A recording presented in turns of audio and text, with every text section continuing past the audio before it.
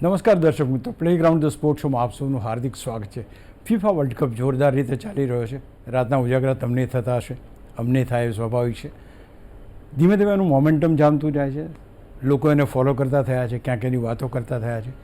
આજે FIFA world cup ઉપર એક ખાસ કાર્યક્રમ કરવો છે. મારી સાથે શક્તિ ચૌહાણ જોડાયા છે. શક્તિભાઈ, આપનું હાર્દિક સ્વાગત છે. શક્તિ ચૌહાણનો પરિચય આપું તો ફૂટબોલનો ખેલાડી છે, ફૂટબોલના ખેલાડી છે, કોચ છે, ફિફા સાથે સંકળાયેલા છે, ઘણી બધી ન્યૂઝ ચેનલ્સ ઉપર કમેન્ટેટર તરીકે સેવાઓ પોતાની આપે છે. Very well known personality. અને આજે એમની સાથે જ ફિફા વર્લ્ડ કપ વિશે વાત કરીશું, કારણ કે જ્યારે આપણી પાસે વિકીપીડિયા સાથે હોય તો જાણવાની પણ મજા આવે, and we can have some better impact also. સૌથી પહેલાં ચર્ચાને શરૂ કરીએ પહેલાં એક રિપોર્ટ ઉપર નજર નાખીએ. ફિફા ફીવર જોર પકડી રહ્યો છે. મેચો રમાય છે, ગોલ કરાય છે, રોમાંચની પરાકાષ્ઠા ખેલાડીઓમાં અને તેનાથી વિશેષ પ્રેક્ષકોમાં જોવા મળી રહી છે. ત્યારે 3 દેશોમાં મેક્સિકો, યુએસએ અને કેનેડામાં રમાઈ રહેલા આ ફિફા વર્લ્ડ કપ 2026માં નવા નિયમો, નવા દેશો, નવા ખેલાડીઓને નવી ચમક જોવા મળી રહી છે.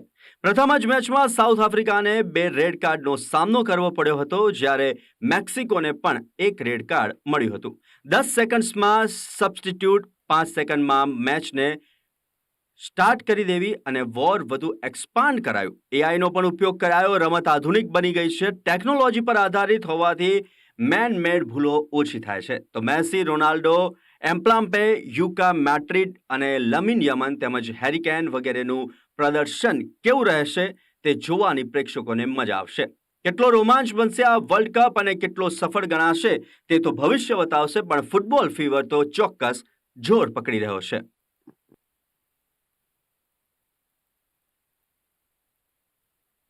શક્તિ, તરફ લોટ ઓફ ચેન્જીસ, ઘણા બધા ફેરફારો છે. ગયા વખતે જે રમાઈ ગયો વર્લ્ડ કપ એ કંઈક અલગ હતો, આ વખતે અલગ છે.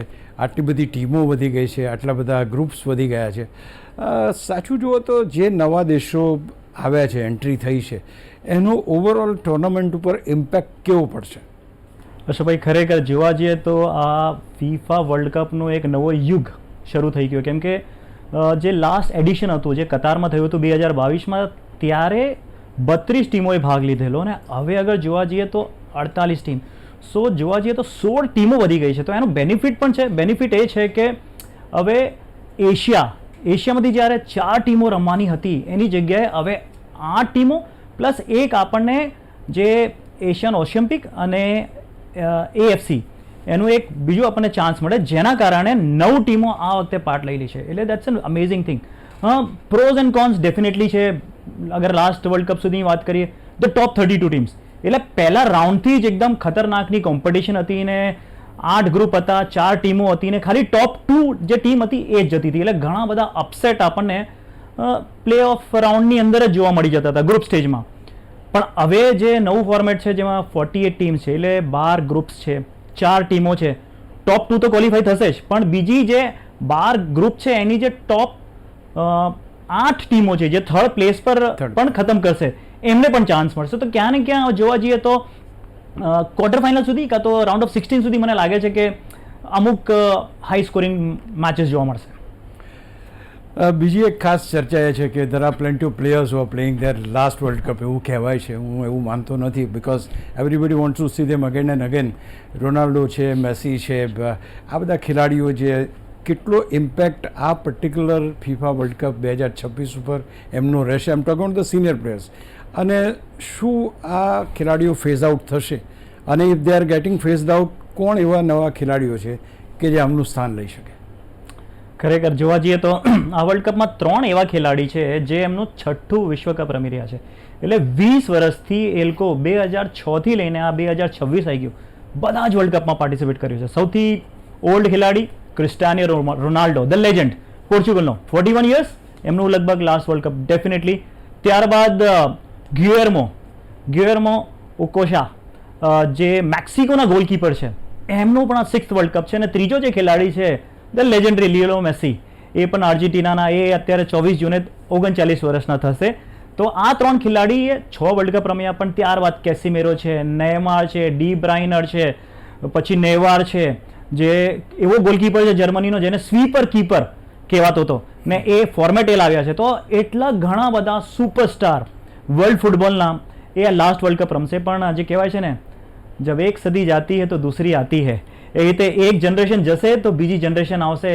ધ યંગ જનરેશન જેવી રીતે કિલિયાન એમ્બાપે, હુઆન અલ્વારેસ, નિકો પાસ, પછી અર્લિંગ હાલાન્ડ, ત્યારબાદ લમીન યમાલ, એટલે એવા એવા ખેલાડીઓ જે છે આમની જગ્યા લેવા માટે તૈયાર છે. યુ ફાઇન્ડ કે આ વર્લ્ડ કપની અંદર જે એમનો ઇમ્પેક્ટ આપણને જોવા મળશે એ છેલ્લી વાર જોવા મળશે. Do you feel that this players will phase out or they will steel play? I think so they will, because football જે છે, અશોકભાઈ તમે પણ જાણો છો, સ્પોર્ટ્સ સાથે તમે બહુ જ સ્ટ્રોંગલી સંકળાયેલા છો. તમે જાણો છો કે જે સ્પોર્ટ્સ જે છે એમાં ટોપ લેવલ ફિટનેસ, જ્યારે તમે વર્લ્ડ કપની વાત કરતા હો, રિપ્રેઝેન્ટિંગ યોર કન્ટ્રીની વાત કરતા હો, તો ફિઝિકલ ફિટનેસ એ બહુ જરૂરી છે, મેન્ટાલિટી એ બહુ જરૂરી છે.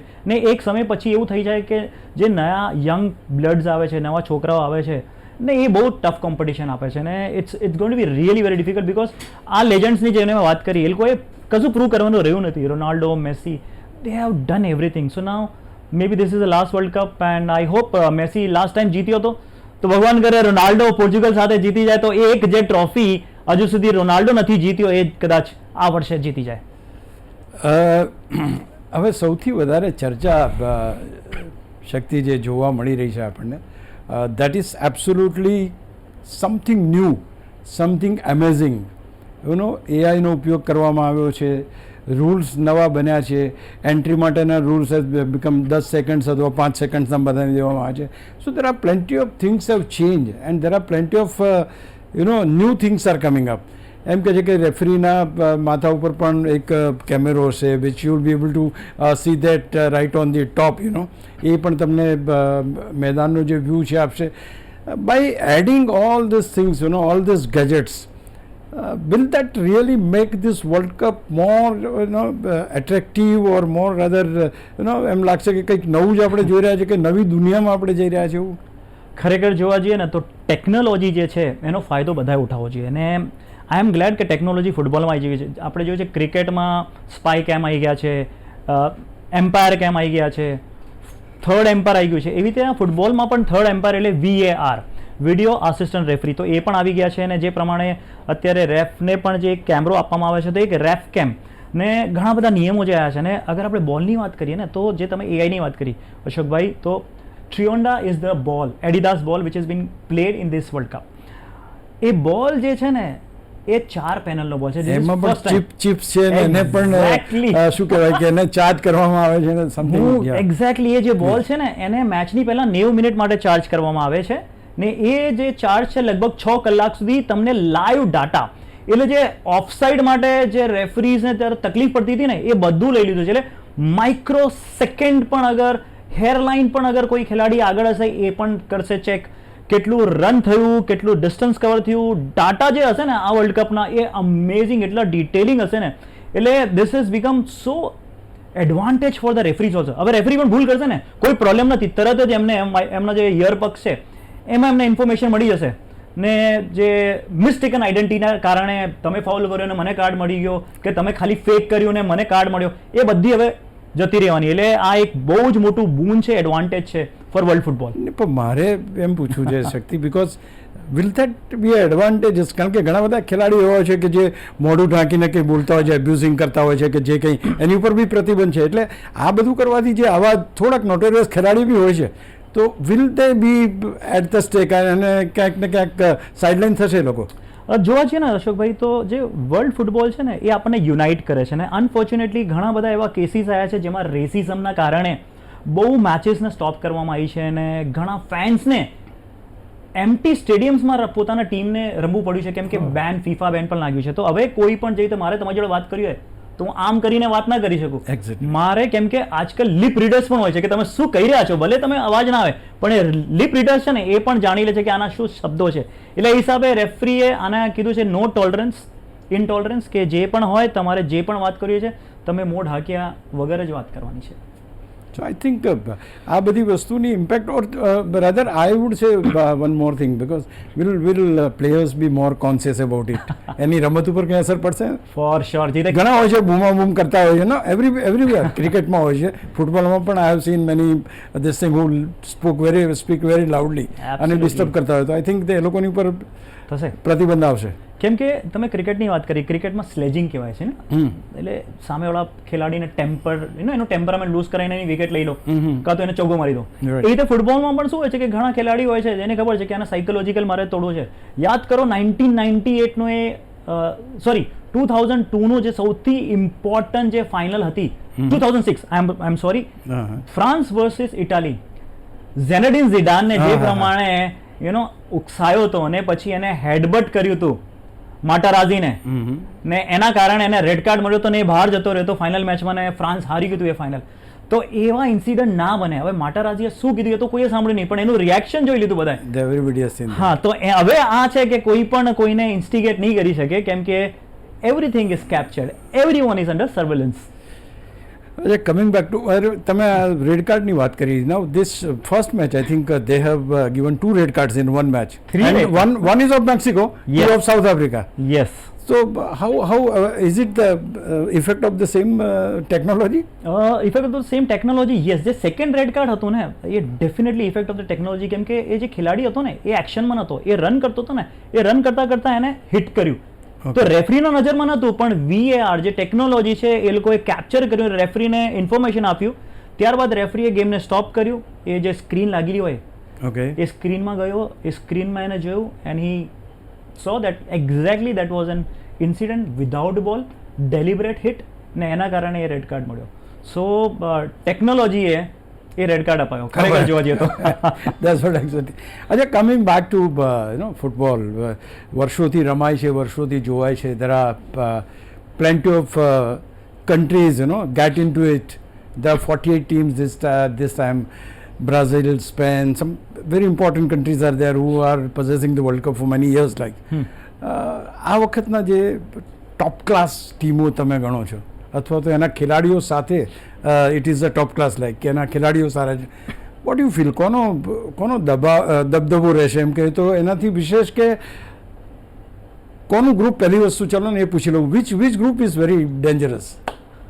આઈ think so lot of group અત્યારે સેફ છે જોવા જઈએ, કેમ કે જ્યારે ટીમ વધી ગઈ છે ને તો રેન્કિંગમાં ટોટલ પહેલા જે 12 ગ્રુપ બન્યા તો 12 ટીમ આવી ગઈ. Okay. ત્યારબાદ સેકન્ડ સ્ટ્રિંગની બધી ટીમો આવી ગઈ, એટલે જે થર્ડ ફોર્થ ટીમ છે એટલી સ્ટ્રોંગ નથી. તો I think so all the groups are pretty easier. એમાં પોર્ચુગલ અને આર્જેન્ટિનાની વાત કરું, મારે ખ્યાલથી આખા જેટલા ગ્રુપ છે એમાં સૌથી ઇઝીએસ્ટ ગ્રુપ એ બંનેને મળ્યું છે. નગર તમે કહો કે કઈ મારી ફેવરેટ ટીમ છે તો જે કહે ને નોન વર્બલ કમ્યુનિકેશન છે બધાને દેખાય છે, it is Spain. I am supporting Spain because Spain ના જે પ્લેયર્સ છે ને they are amazing players. એનો ગોલકીપર છે ડેવિડ રાયા, જે છેલ્લા 3 વર્ષથી ઇંગ્લિશ પ્રીમિયર લીગમાં બેસ્ટ ગોલકીપરનું એવોર્ડ જીતે છે. આ વખતે એને આર્સેનલને ચેમ્પિયન બનાવી ઇંગ્લિશ પ્રીમિયર લીગમાં, એ 22 વર્ષ પછી. તો હી ઇઝ સુપર હોટ ફાયરમાં છે. એરિયોએ લામિન યમાલ છે, નિકો વિલિયમ્સ છે, પેડ્રી છે, પેદ્રો છે, એટલા બધા ખેલાડીઓ છે કે I think so Spain is going to be the hot favourite. ત્યારબાદ સેકન્ડ નંબર પર હું કહીશ ફ્રાન્સ. ફ્રાન્સની ટીમ પણ બહુ જ જબરજસ્ત છે, જે પ્રમાણે ડેમ્બેલે છે ને આપણે કિલિયાન એમ્બાપે છે. તો સેકન્ડ નંબર પર ફ્રાન્સ, થર્ડ નંબર પર Argentina, because they all know કે મેસીનો લાસ્ટ વર્લ્ડ કપ છે તો કદાચ જે રીતે લાસ્ટ ટાઈમ જે રીતે જોર લગાવ્યું રીતે આ વખતે પણ જોર લગાવી શકે. તો થર્ડ નંબર પર આર્જેન્ટિના, ફોર્થ નંબર પર હું ઇંગ્લેન્ડ રાખીશ ને ફિફ્થ નંબર પર હું 2 ટીમ છે, એક પોર્ચુગલ અને એક Germany. So this are the 5-6 teams which I feel R going to win the world cup according to me. Tell me one thing, who has got the electric players? There are certain players who are seniors and there are certain players who are electric, like young enthusiast, they wanted to just do something. એવું તમને young અને energetic team સૌથી વધારે કઈ લાગી? તમે જે 5 ચોકી દીએ, અચ્છા યુ ઓનલી એટલા માટે એટલે મેં કીધું છે કે where is Brazil in this? Let me come straight to the point. બહુ સારો સવાલ કર્યો. સૌથી પહેલા તો બધા બ્રાઝિલના ફેન્સને સોરી, મારા લિસ્ટમાં બ્રાઝિલ નથી, પણ ખરેખર જોવા જઈએ ને તો એટલા માટે નથી, મોરોક્કો જેવી ટીમની સામે it has to be a easy win for Brazil. પણ જે 1-1 ડ્રો કર્યું ત્યારબાદ એવું લાગ્યું કે કંઈ ના કંઈ Brazil is missing that fire.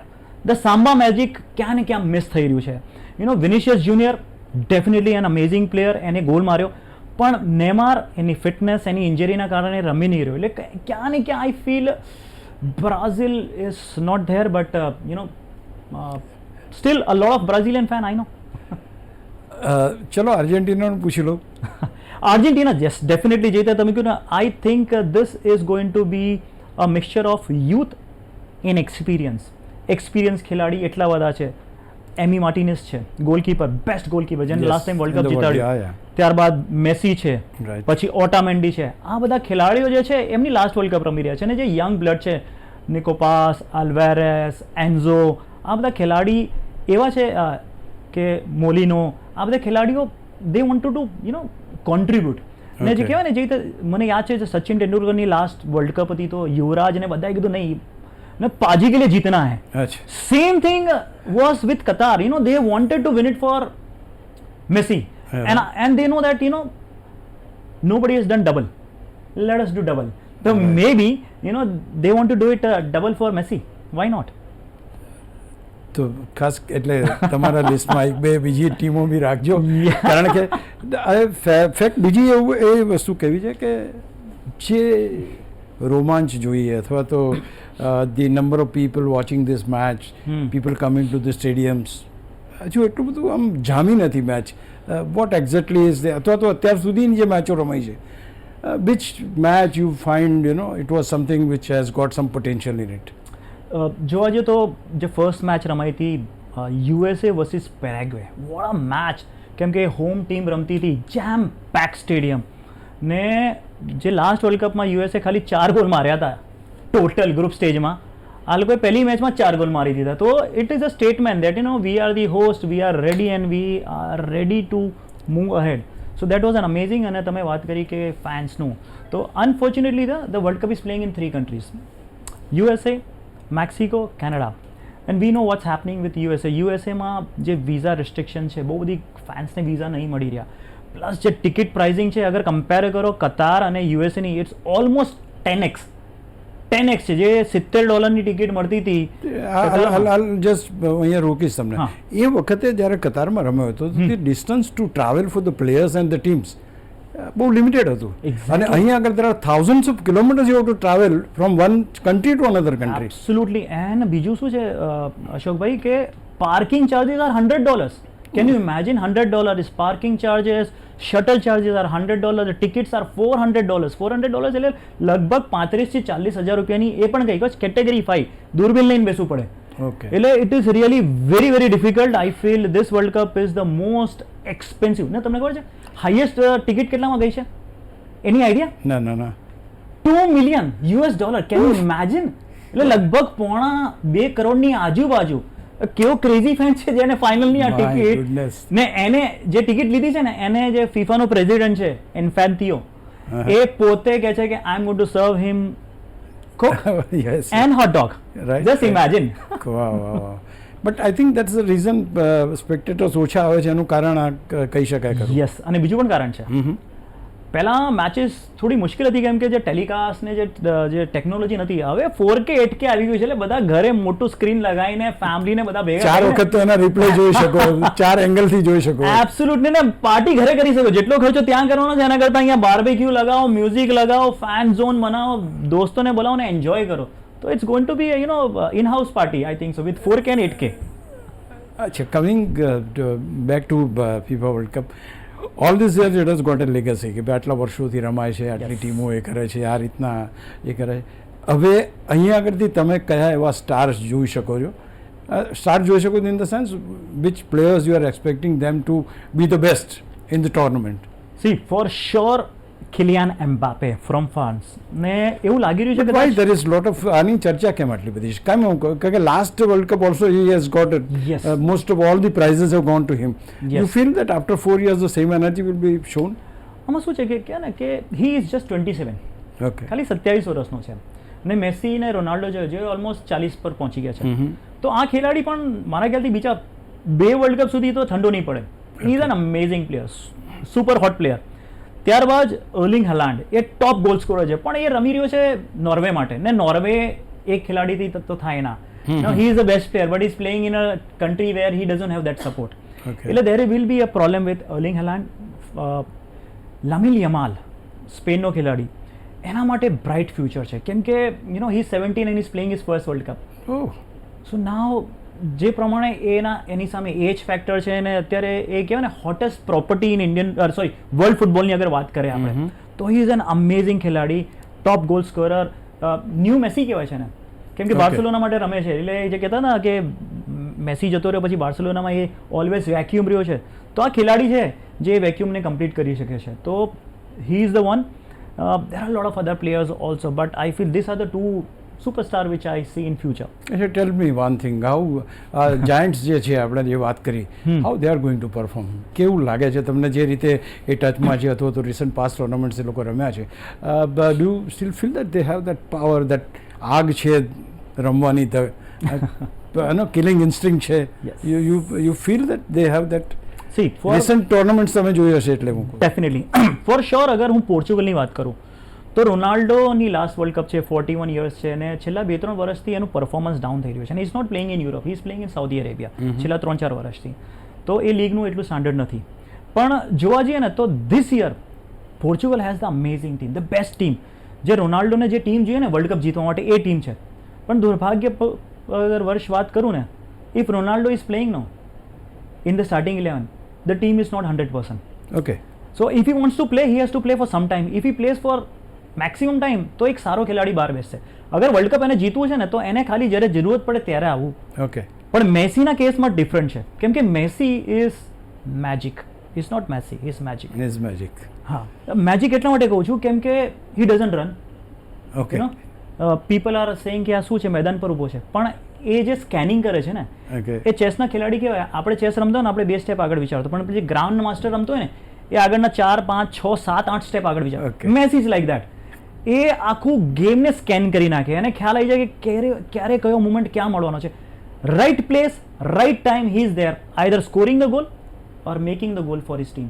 તો એ જાદુ જે છે ને એ આઈ થિંક સો એક કોચનું મેં કોટ સાંભળ્યું હતું કે to get a second Messi, yes, જે બાર્સેલોનાનો કોચ હતો ને, to get a second Messi for Barcelona we have to wait for another 100 years.